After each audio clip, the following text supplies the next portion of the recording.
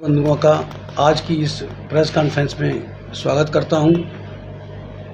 आज की press conference के लिए हमें एक जालौर में हुई घटना ने बाध्य किया। जैसा कि आप लोग जानते होंगे, जालौर के एक स्कूल में एक दलित छात्र को पीट कर इसलिए मार डाला क्योंकि उसने एक सवर्ण टीचर के घड़े को छू लिया था, पानी को छू लिया था। वो दलित था, दलित को मार दिया। मार्च 2021 में एक डासना में घटना हुई जिसमें आसिफ नाम के लड़के को मंदिर में पानी पीने से, मंदिर की टोंटी से पानी पीने से उसको पीट कर मार डाला गया था। लोग कहते हैं यहाँ छुआछूत नहीं है, यहाँ भेदभाव नहीं है, यहाँ इस देश में वसुधैव कुटुंबकम की बात करता है आरएसएस और दूसरी साइड में लोगों को मरवाता है। पानी के लिए सबसे पहले सत्याग्रह बाबा साहब डॉक्टर अम्बेडकर को करना पड़ा। महाड़ सत्याग्रह के नाम से 1927 में किया उन्होंने कि उन्होंने जिस कुएं में जानवर पानी पी सकते थे वहाँ इंसानों को पानी छूने की इजाज़त नहीं थी। और मैं समझता हूँ कि 1927 से लेकर 2021 तक ये जो सवर्ण हिंदू मानसिकता है उसमें आज तक कोई फ़र्क नहीं आया। उस समय भी पानी छूने से मारते थे, पानी को छूने नहीं देते थे, पीने की बात अलग है। और इस समय पानी की घड़े को छूने से या मंदिर की टोटी से पानी पीने से मार दिया जाता है। एक तरफ दलित मारा जाता है घड़े को छूने से, टीचर मार देती है। जो टीचर का काम है शिक्षा देना और इस देश की जो कुरीतियाँ हैं उनको ख़त्म करने का उसका काम होना चाहिए पढ़ाई के साथ साथ। लेकिन एक वो अपने ही छात्र को, दलित छात्र को घड़े का पानी छूने से ही उसको पीट कर मार डालती है। उधर आसिफ को मारा जाता है सिर्फ मंदिर की टोटी से पानी पीने पर। अभी उसकी आग थमी नहीं थी जालौर की, उस दलित छात्र को मारने की, कि अलवर में एक घटना होती है कि वहाँ भी एक चिरंजीव लाल नाम के दलित को पीट कर मारा जाता है। और इल्ज़ाम ये होता है कि ट्रैक्टर चोरी करके कुछ लोग भाग रहे थे, वो तो भाग गए, वो बेचारा अपने खेत में काम कर रहा था तो उसको पीट के वहाँ मार डाला। क्या इस देश के कानून के अनुसार किसी को किसी की जान लेने का अधिकार है? ये घटनाएं तो पहले से हुई हैं। 1948 से पहली घटना हैदराबाद में हुई मॉब लिंचिंग की, उसके बाद में 1964 में कलकत्ता में घटना हुई और ये वारदात बराबर होती आई, बीच में कुछ थमी। लेकिन जब से मोदी महाशय 2014 में सत्ता में आए तो मॉब लिंचिंग की, लोगों को पीट कर मार डालने की इतनी वारदातें हो गई कि वो गिनी नहीं जा सकती। आज की तारीख तक कम से कम नहीं तो 2500 लोग मॉब लिंचिंग में मारे जा चुके हैं। क्या इस देश में मानवाधिकार नहीं है? क्या इस देश में कोर्ट कचहरी नहीं है? ये सब क्या कर रहे हैं? ये तो एक हीनियस क्राइम है, हीनियस मोस्ट क्राइम है कि किसी को पीट कर मार डालना। और वो मुस्लिम को, दलित को, SC ST OBC को टारगेट किया जाता है, एक को मारा जाता है। आज आज़ादी के 75 साल बाद भी अगर यहाँ का दलित, आदिवासी, पिछड़ा, मुस्लिम, बौद्ध, सिख, ईसाई सुरक्षित नहीं है तो आप समझ सकते हैं कि बाकी का क्या असर होता होगा। क्या इस देश में मानवाधिकार है? क्या मानवाधिकार आयोग ने आज तक किसी भी वारदात का स्वतः संज्ञान लिया? क्या honourable supreme court of India ने किसी भी मॉब लिंचिंग के मामले का आज तक स्वतः संज्ञान लेकर उसको प्रोसिक्यूट किया? नहीं किया। तो हम अभी सुनते हैं कि इसके जो मारा गया है लड़का इंद्र मेघवाल के मामले जैसे कोर्ट में अप्रोच किया, कोर्ट कहता है जी फैसला कर लो। और सुनने में आया कि जी फैसला भी हो गया, 5 लाख रुपया लेके देखे। क्या आदमी की कीमत, इंसान की कीमत सिर्फ पैसों से गिनी जाती है इस देश में? क्या अफसोस की बात तो ये भी है इस देश में डेमोक्रेसी के अनुसार जो हुकूमत मेजॉरिटी के हाथ में होनी चाहिए, मेजॉरिटी कम्युनिटी, क्योंकि ये देश कम्युनिटी में जातियों में बटा हुआ है और मजहब के आधार पर भी बटा हुआ है। और जातियों के आधार पर बटा होने से जो मेजॉरिटी कम्युनिटी है, मेजॉरिटी कम्युनिटी यहाँ दलित का मतलब है SC ST OBC, दलित और मुसलमान मेजॉरिटी हैं। दे कंस्टिट्यूट मोर देन 90% पॉपुलेशन सत्ता से बाहर है और 10% जिसे मैं हिंदू माइक्रो माइनॉरिटी कहता हूँ, हिंदू अति अल्पसंख्यक कहता हूँ, वो सत्ता में हैं। तो इसके लिए ओवरऑल मैं मानता हूँ कसूरवार कि हम लोग सत्ता से बाहर क्यों हैं। 75 साल में हम इसका डेमोक्रेसी का मीनिंग नहीं जान पाए। और जिसके हाथ में सत्ता होती है पॉलिटिकल पावर जिसके हाथ में होती है उसका कोई बाल बांका नहीं कर सकता। जो हत्याएं या बलात्कार इनके होते हैं, दलितों की बहन बेटियों के साथ होते हैं। किसी स्वर्ण की बेटी का बलात्कार आज तक हुआ हो तो आप बताइए, किसी के साथ जबरन हुआ हो तो बताएं। आरसी का मामला था, वो प्रेम प्रसंग था, क्या था, रात के 12 बजे कोई घूमेगा तो उसको कोई क्या करेगा, उसको तो मीडिया हाइप करता है। और डेली कुछ ही मिनट में हर मतलब एक दलित महिला का, एक दलित लड़की का बलात्कार होता है, SC ST OBC का होता है। और ट्राइबल्स का भी बुरा हाल है। अभी सिवनी के पास में 2 ट्राइबल्स को मार दिया गया, तो 2 आदिवासियों को मार। की गलती है ना कि रात में लड़कियां नहीं जा सकती, ऐसा क्यों बना रखा है हमारे देश में? ऐसी क्यों नहीं है व्यवस्था कि लड़कियां भी अगर कोई समस्या है, कुछ प्रॉब्लम होती है तो वो बाहर निकल? देखिए मैडम, यहाँ कानून लोग कानून को दोष देते हैं। कानून की कमी नहीं है, कानून को इम्प्लीमेंट करने वाले जो लोग हैं उनकी मनुस्मृति कहती है कि ब्राह्मण जन्म लेने से ही ब्रह्मांड की सारी स्त्रियों का पति हो जाता है। ये ब्राह्मण can have sexual intercourse in any women in the universe. तो आप लगा दें कि ब्रह्मांड की किसी भी स्त्री के साथ ब्राह्मण संभोग कर सकता है according to verses of Manusmriti. तो वो तो ऐसे, एक मिनट में अपनी बात पूरी कर लूँ। यहाँ तक लड़कियों की बात है, ये जो कानून को इम्प्लीमेंट जो करना चाहिए वो गलत हाथों में। और मैं तो कहता हूँ आज शरीयत का कानून लागू हो जाए इस मुल्क में, किसी की औकात नहीं होगी कि किसी बहन बेटी को टच कर जाए। इस बात पे आप की भी बात हो सकती है जी। आप शरिया कानून की बात कर रहे हैं जी। एक धड़ा है जो लगातार शरिया के खिलाफ और मुसलमानों के खिलाफ एजेंडा चलाता है। आप शरिया की बात कर रहे हैं, आप पे NSA लगा सकते हैं। मेरे पास NSA लगा दें, NSA का बाप लगा दें, आई डैम केयर। मैं जानता हूँ उनकी औकात नहीं मुझे छूने की, मैं उससे बाहर नहीं आता। शरिया का कानून अगर लागू होता है, देखिए मैं 2019 में पाकिस्तान गया, खासतौर से सुनिए एक मिनट, मैं आपकी बात लेट मी कंप्लीट माई। मैं 2021 में पाकिस्तान गया, कराची में था। वहाँ देखा कि रात के 2:30 बजे, 12 बजे तक तो मार्केट खुलता है, 2:30 बजे तक लड़कियाँ वहाँ सड़कों पर निकलती हैं, बात करती हैं, किसी की औकात नहीं उनकी तरफ आँख उठा के कोई देख ले। यहाँ कानून गलत हाथों में। आप सत्ता को जब तक दलित और मुस्लिम का पॉलिटिकल एम्पावरमेंट नहीं होगा तब तक मॉब लिंचिंग नहीं बंद होगी, बहन बेटियों के बलात्कार बंद नहीं होंगे। और जो आपने ये बात कही कि सवर्ण लड़कियों के साथ क्यों नहीं ऐसे, मतलब उसका कार्रवाई जल्दी होता है, तो आप महिलाओं को एक नहीं मानते क्या? नहीं, महिला तो मतलब एक अधिकार नहीं है उनके? देखिए संविधान, देखिए मैं क्या कर रहा हूँ, जिनके हाथ में कानून है, संविधान की किताब है, उनकी मानसिकता गलत है, उन लोगों की मानसिकता। और बाई एंड लार्ज वो मीडिया में वही लोग हैं, बाई एंड लार्ज सत्ता में वही लोग हैं, बाई एंड लार्ज जो उसमें मतलब एग्जीक्यूटिव में अफसरशाही में वही लोग हैं। तो उनकी मानसिकता की वजह से मीडिया का मतलब फ्रेंकली स्पीकिंग बनिया का पैसा ब्राह्मण की कलम है। मैं स्ट्रीम मीडिया की बात कर रहा हूँ।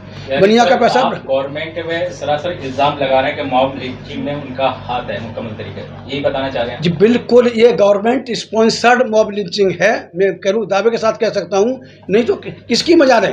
आपने सीधा आरोप RSS पे भी लगाया अभी। जी बिल्कुल। मॉब लिंचिंग का कैसे फायदा उठाते हैं? एक उदाहरण दे दीजिए, मॉब लिंचिंग का कैसे फायदा उठाते हैं? देखिए मॉब लिंचिंग में क्या है कि वहाँ आज उनको खुली छूट मिली हुई है। आज RSS की गवर्नमेंट है, RSS की बैकिंग वाली गवर्नमेंट है, तो उन्हें किसी बात का डर नहीं, उनकी हुकूमत है। उनकी हुकूमत they can do any damn thing.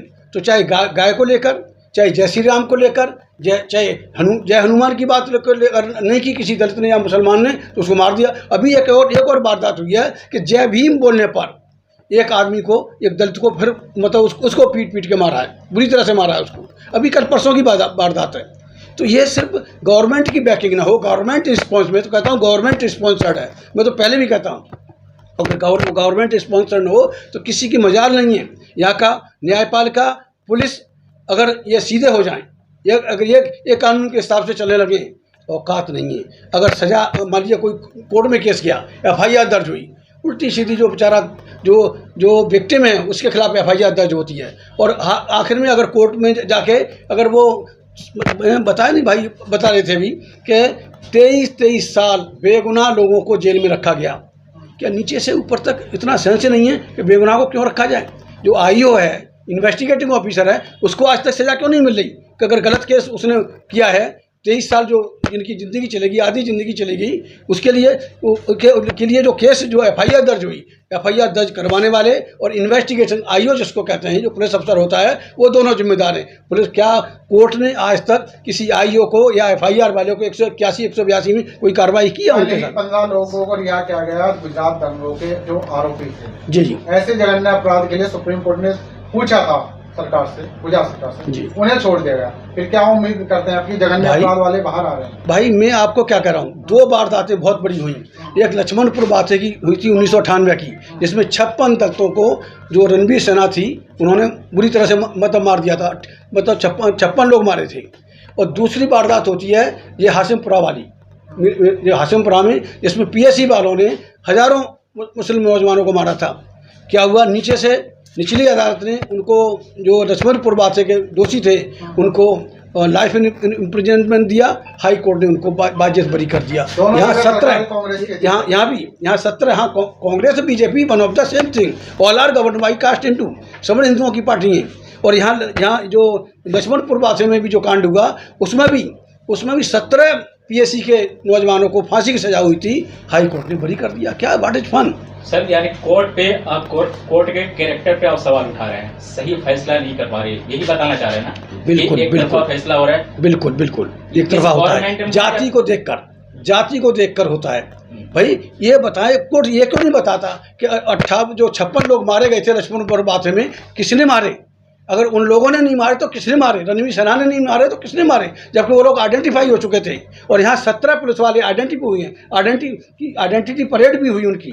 Identity नहीं, अगर उन्होंने PSC वालों ने अगर हाशिमपुरा में कत्लेआम नहीं किया। सवाल ये भी खड़ा होता है सर कि हजारों की तादाद में संगठन चल रहे हैं, दलित समुदाय, मुस्लिम समुदाय के, और इनके सांसद विधायक भी हैं, वो तो सवाल नहीं कर रहे हैं। देखिए, बाबा साहब डॉक्टर अम्बेडकर ने एक बात कही है, the representative of the untouchable should be the watchdog of the untouchable, but by reason of having joined the Congress, they are muzzle dog. Far from biting, they are not even able to bark. दलितों के प्रतिनिधियों को दलितों का सजग पैरी होना चाहिए था, लेकिन उस समय कांग्रेस थी, तो उन्होंने लिखा कि कांग्रेस में होने की वजह से वो उनके पालतू कुत्ते बन गए हैं, जो दुश्मन को काटना हो तो दूर, भौंकने की भी जहमत नहीं उठा रहे हैं। तो मैंने भी कई बार बोला है, तो जितने भी 131 मेंबर पार्लियामेंट है, barring few exception, they are all muzzle dog, पालतू कुत्ते हैं अपने आकाओं के। आज 67 मेंबर पार्लियामेंट SC ST से BJP को कंधा दे रहे हैं। अगर आज वो 67 MP जो SC ST के हैं, अगर आज BJP को लात मार दें, तो जो मोदी मोदी और अमित शाह 2 कौड़ी के नहीं बचेंगे, एक दिन एक झटके में नीचे आ जाएंगे। तो ये पालतू कुत्ते की औकात क्या होती है? टुकड़े खाएंगे और करेंगे। सर आपके मॉब लिंचिंग के बारे में क्या मुतालबा करना चाहते हैं, क्या अपना पक्ष रखना चाहते हैं, वो बता दीजिए। देखिए, मॉब लिंचिंग जब तक पॉलिटिकल एम्पावरमेंट नहीं होगा, जब तक majority community SC ST OBC मिलकर इस देश की सत्ता को अपने हाथ में नहीं लेंगे, तब तक कुछ नहीं हो सकता। जिसकी लाठी उसकी भैंस, जो की कहावत होती है, जिसके हाथ में सत्ता है। और वो ये तो खुलेआम बदमाशी कर रहे हैं, पूरे देश को बेच रहे हैं। मोदी महाशय पूरे देश को बेच रहे हैं और तिरंगा बैठ रहे हैं, तिरंगा कह रहे हैं। अफसोस की बात है, यहाँ मुझे लगता है कि अंधों का देश है, जब तिरंगे में 4 रंग हैं और मोदी महाशय तिरंगा कर रहे हैं। 75 साल से तिरंगा हो रहा है, जबकि 4 रंग हैं, सेफ्रन, ग्रीन, वाइट, और जो चक्र का रंग है वो नेवी ब्लू है। बाकायदा लिखा हुआ है, बाकायदा कॉन्स्टिट्यूएंट असेंबली से पास हुआ है वो। 4 रंग हैं झंडे में, 4 रंग वाले को तिरंगा तो नहीं कहा जा सकता। इन लोगों को जो कॉमन सेंस नहीं है, कांग्रेसी भी हैं, उसमें और भी तमाम आते हैं। मामले जी को लेके सर एक सवाल ये बनता है कि आप अपना संगठन चलाते हैं जी, और कोई विरोध नहीं कर पा रहा, और आपने कह दिया कि आवाज भी नहीं उठ रही है संसद विधायक की ओर से, सबको बता दिया आपने। सवाल ये है सर कि जितनी भी संस्थाएं हैं, आपने इनका सबका उदाहरण देते हुए कह दिया कि कोर्ट पे भी भरोसा नहीं है, संसद पे भरोसा नहीं है, तो अब आपका रास्ता है क्या, किस ओर जाना चाहते हैं आप? देखिए, ये तो मास मूवमेंट है, लोगों को सड़कों पे उतरना पड़ेगा। जो विक्टिम कम्युनिटी हैं, जो विक्टिम तबकात हैं, उनको एक होकर, जैसे अप्रैल 2018 को आंदोलन हुआ, दलितों का आंदोलन हुआ, SC ST एक्ट को सुप्रीम कोर्ट ने वापस किया कि नहीं किया? जो उसको रोक लगाई थी वो वापस हुआ। NRC CA का जो शाहीन बाग का आंदोलन था, कोरोना आ गया। 2018 में जो हुआ, उन पर कितने केस MSA लगे, NRC CA पर UPA लगे, और सिर्फ गवर्नमेंट ने नहीं, प्रशासन ने नहीं, दूसरे और गुट संगठन, उन्होंने आके उनके साथ झगड़े किए, दंगे किए, फसाद किए। फिर आप उम्मीद क्या करते हैं? भाई ये कैसे एक हो गया? ये सब संघर्ष का हिस्सा है। अगर आप संघर्ष करेंगे, आप बदलाव के लिए आप लड़ेंगे, तो ये तो सारी चीज़ें आपको भुगतनी पड़ेंगी, झेलनी पड़ेगी। ये तो मैं कहता हूँ, ये तो आज़ादी की जंग है। ये मुल्क आज़ाद नहीं हुआ 15 अगस्त 1947 को। ये पावर ट्रांसफ़र ऑफ पावर हुआ। एक विदेशी ने, अंग्रेज ने, इन जो आज यहाँ बैठे हुए हैं, जो हिंदू आर्य, जो उन्होंने अपने आप को आर्य कहा है, वो भी विदेशी, उनसे भी ज़्यादा पुराने हैं। एक विदेशी ने दूसरे विदेशी को सत्ता हस्तांतरण करके गई। और इसलिए क्यों, अगर आज भी महारानी जो ब्रिटेन की महारानी है, उन्हें पासपोर्ट नहीं, उन्हें वीज़ा नहीं लेना पड़ता इंडिया से। अगर आज भी हम we are under subjugation of Britain, इसका मतलब साफ जाहिर होता है अभी भी हम ब्रिटेन के आधिपत्य में हैं कहीं ना कहीं। उनको वीज़ा की जरूरत नहीं पड़ती है। तो आप अपने पार्टी के माध्यम से, जो अम्बेडकर समाज पार्टी है, उसके माध्यम से कैसे लोगों के बीच जाएंगे, कैसे समझाएंगे और कैसे इस मैडम को लेके जाएंगे? हम तो जा रहे हैं, हमारा प्रोग्राम देखिए, जय जय अम्बेडकर, घर घर अम्बेडकर चल रहा है। और ये घर घर अम्बेडकर न हो जाए, लगातार चल रहा है, 1 साल से हम लोग चला रहे हैं। ये घर घर अम्बेडकर न हो जाए तो घर घर तिरंगा मोदी जी बोले। पहले हर हर मोदी, घर घर मोदी, अब उससे भी मोदी ये बदनाम हो गया, तो अब हर हर तिरंगा, घर घर तिरंगा की बात करने लगे। आज़ादी के 75 साल मुल्क मनाया जी, तिरंगा लहराया जी। क्या इस दरमियान में जिस तरह आपने कहा ST SC इसके बैकवर्ड का, क्या इंसाफ नहीं मिल पाया है, इंसाफ नहीं दिया गया हमको? नहीं, इंसाफ नहीं दिया गया, इंसाफ नहीं दिया गया। ये कास्ट प्रिजुडिस लोग जो जुडिशरी में बैठे हैं, जातिवादी मानसिकता के लोग जो जुडिशरी में बैठे हैं, उनकी वजह से SC ST OBC और मुस्लिम के साथ न्याय नहीं मिलता। और देखिए 1919 में ब्रिटिश गवर्नमेंट ने एक ऑर्डिनेंस पास किया था कि ब्राह्मण का न्याय चरित्र नहीं होता, ब्राह्मण doesn't have judicial character, therefore they should not be kept in judiciary.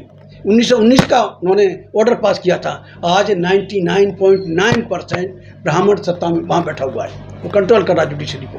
तो व्हाट डू वी वेयर, यहाँ देखिए, ब्राह्मण मतलब अन्याय का प्रतीक, क्षत्रिय अत्याचार का प्रतीक और वैश्य भ्रष्टाचार का प्रतीक है। इसलिए तीनों अन्याय, अत्याचार और भ्रष्टाचार के प्रतीक तीनों हमारे वोट के हकदार नहीं होने चाहिए। अगर हम दलित, आदिवासी, पिछड़े मिलकर, मुस्लिम, बौद्ध, सिख, ईसाई मिलकर अगर हम इनको वोट देना बंद कर दें, तो ये सत्ता के गलियारे से बाहर हो जाएंगे। और सत्ता के गलियारे से बाहर होते ही इनकी औकात कुत्ते जैसी हो जाएगी, फिर ये हमारा कुछ भी नहीं बिगाड़ पाएंगे। अगर इतना भी करते हैं, वोट क्यों जाते हैं उनके पास? मैडम, लोगों के अंदर भी तो होना चाहिए ना सर। ये बहुत सारी भूखे नंगों का देश है, लोगों को समझ नहीं है। और आज तक ये समझ नहीं आई यहाँ के लोगों को कि जो राष्ट्रीय झंडे में 4 रंग हैं और तिरंगा तिरंगा कहे जा रहे हैं, प्राइम मिनिस्टर से लेकर नीचे तक, तो बाकी वोट देने की समझ कहाँ आएगी उनको? पढ़ाते पढ़ाते कितने लोग पढ़ाते पढ़ाते मर गए यहाँ पे, और अभी भी पढ़ा रहे हैं, उनको समझा रहे हैं। तो आस्ता आस्ता काफ़ी परिवर्तन आ रहा है, लेकिन इट टेक्स टाइम, ये समय लेगा। और निश्चित तौर से या तो हम इनको वोट देना, SC ST OBC और माइनॉरिटी के लोग, या तो सवर्ण हिंदुओं को वोट देना बंद कर दें, ब्राह्मण क्षत्रिय वैश्यों को वोट देना बंद कर दें, और या फिर अपनों इकट्ठे होकर इस देश की सत्ता को अपने हाथ में लें। ये मॉब लिंचिंग का बढ़ावा हो रहा है, अदालत सही फैसला नहीं कर रही। अम्बेडकर समाज पार्टी क्या करेगी अगर इस तरह काम चलता रहेगा? उस पर क्या मुहिम?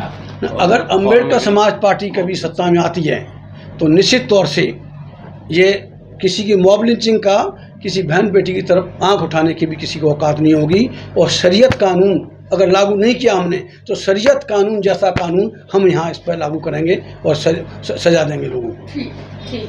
बहुत बहुत शुक्रिया सर।